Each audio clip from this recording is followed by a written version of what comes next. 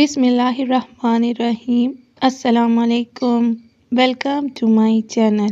उम्मीद करती हूँ आप सब खैरियत से होंगे। आज के इस वीडियो में हम शब बारात के फ़ज़ाइल व आमाल के बारे में बात करेंगे। कुरान पाक में अल्लाह ताला इरशाद फरमाता है सूरह दुखान में, बेशक इसे हमने एक बड़ी बरकत वाली रात में नाजिल किया, बेशक हम डर सुनाने वाले हैं। उसमें बांट दिया जाता है हर हिकमत वाला काम। उलमा के इस बरकत वाली रात के बारे में दो कौल हैं। हज़रत इब्ने अब्बास, कतादा और अक्सर मुफस्सिरीन की राय ये है कि वो लैलतुल क़द्र थी, क्योंकि सूरह क़द्र में इसकी वजाहत कर दी गई है। और अकरमा और एक जमात का ख्याल है कि ये 15 शाबान की रात थी, लेकिन सही पहला कौल है।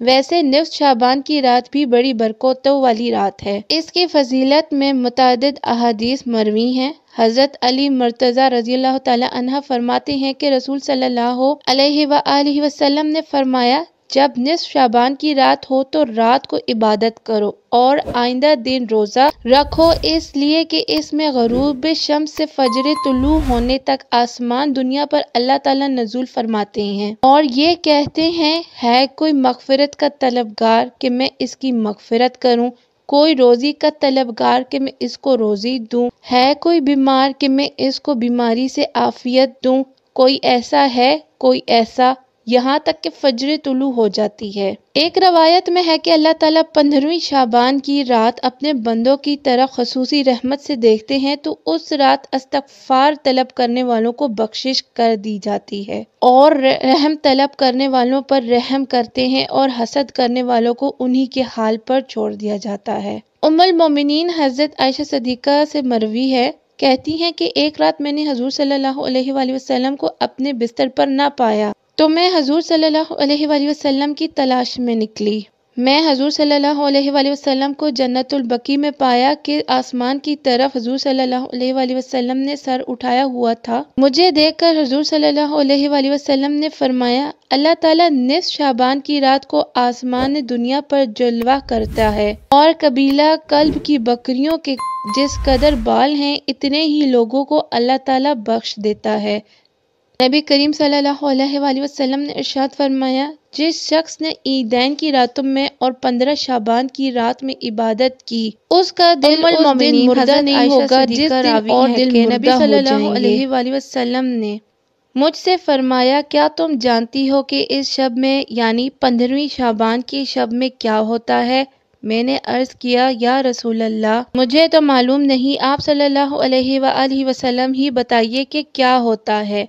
आपने फरमाया, बनी आदम का हर वो आदमी जो इस साल पैदा होने वाला होता है, इस रात को लिखा जाता है। बनी आदम का हर वो आदमी जो इस साल मरने वाला होता है, इस रात में लिखा जाता है।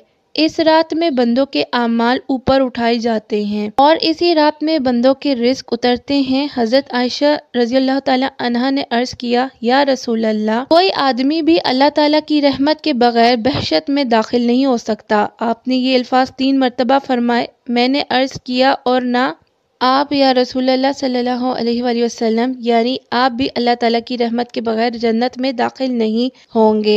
रसूल सल्लल्लाहु अलैहि वसल्लम ने अपना दस्त मुबारक अपने सर मुबारक पर रखा और फरमाया, और ना मैं यानी मैं भी अल्लाह ताला की रहमत के बगैर जन्नत में दाखिल नहीं होऊंगा, मगर ये कि अल्लाह ताला अपने फजल व करम के सदके मुझे अपनी रहमत के साए में ले ले। ये अल्फाज भी आप सल्लल्लाहु अलैहि वसल्लम ने 3 बार फरमाए।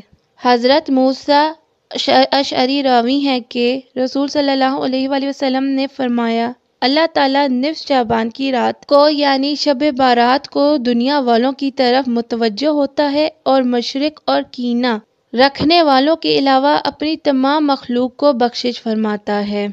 बाज़ दीगर रवायात में नाहक किसी की ज़िंदगी ख़त्म कर देने वाले, काफिर, हकूकुल इबाद तल्फ करने वाले, रिश्तेदारों से कता ताल्लुकी करने वाले, टखनों से पजामा ऊपर शलवार या टखनों से नीचे पजामा, शलवार या लुंगी लटकाने वाले, माँ बाप की नाफरमानी करने वाले, शराब पीने वाले, जना करने वाले, शार यानी जुल्म के साथ महसूल लेने वाले, जादू करने वाले, काहन, अरीफ या गैब की बातें बताने वाले, صاحب ارتبہ یعنی باجا بجانے والے، صاحب الشرط یعنی ظالموں کے نائب، احسان جتلانے والے، مال تجارت کو جھوٹی قسموں کے ساتھ بیچنے والوں کا بھی ذکر کیا گیا ہے، یعنی یہ وہ بدبخت لوگ ہیں جو اس مقدس شب میں پروردگار کی عام رحمت سے محروم رہتے ہیں۔ اللہ تعالیٰ محفوظ فرمائے، آمین۔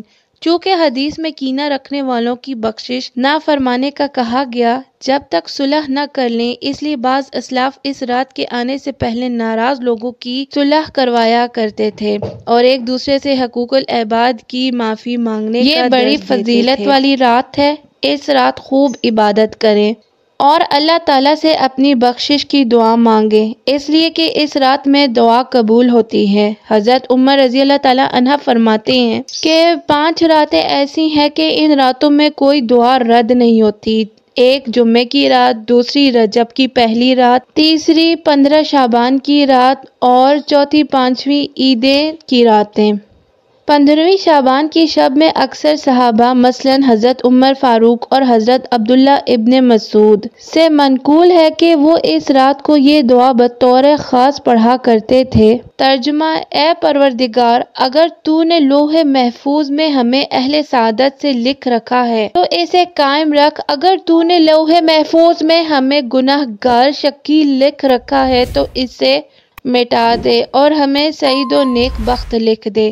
بے شک جسے تو چاہے مٹائے اور جسے چاہے قائم رکھے، اور تیرے ہی پاس امر الکتاب لوح محفوظ ہے۔ مولانا قطب الدین خان دہلوی، جن کی رائے کو علماء دیوبند میں احترام و وقت کی رائے سے دیکھا جاتا ہے، آپ لکھتے ہیں کہ شب بارات کی عظمتوں اور فضیلتوں کا کیا ٹھکانہ۔ یہی وہ مقدس شب ہے کہ پروردگار عالم اپنی رحمت کاملہ اور رحمت عامہ کے ساتھ اہل دنیا کی طرف متوجہ ہوتا ہے، دنیا والوں کو اپنی رحمت کی طرف لاتا ہے، ان کے دامت میں رحمت اور بخشش اور عطا کے خزانے بھرتا ہے۔ خوشخبری ہو ان نفوس قدسیہ کو اور ان خوش بختوں کو جو اس مقدس شب میں اپنے پروردگار کی رحمت کا سایہ ڈھونڈتے ہیں، عبادت اور بندگی کرتے ہیں، اپنے مولا کے بارگاہ میں اپنی ضرورتوں اور حاجتوں کی درخواست پیش کرتے ہیں اور مولا ان کی درخواستوں کو اپنی رحمت کاملہ کے صدقے قبول فرماتا ہے۔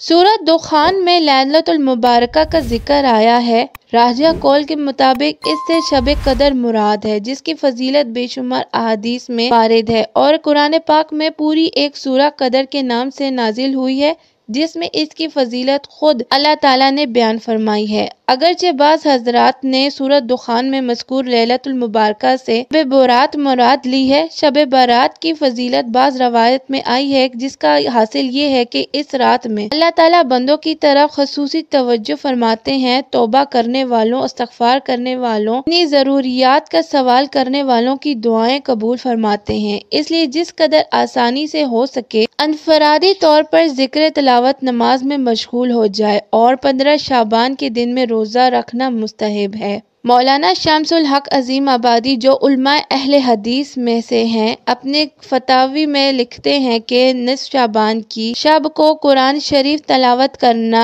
ادعیہ مأثورہ، اذکار صحیح پڑھنا، صلاۃ نافلہ اول شب کو بغیر جماعت اور بغیر ہیئت مخصوصہ کے یا آخری شب کو بجماعت لیکن بغیر ہیئت مخصوصہ کے ادا کرنا اور اللہ تعالیٰ سے مغفرت چاہنا، رحمت کی خواستگاری کرنا اور اپنے لیے دعائیں مانگنا، اور دعا میں یہ واضح کرنا بھی بدعت نہیں ہے بلکہ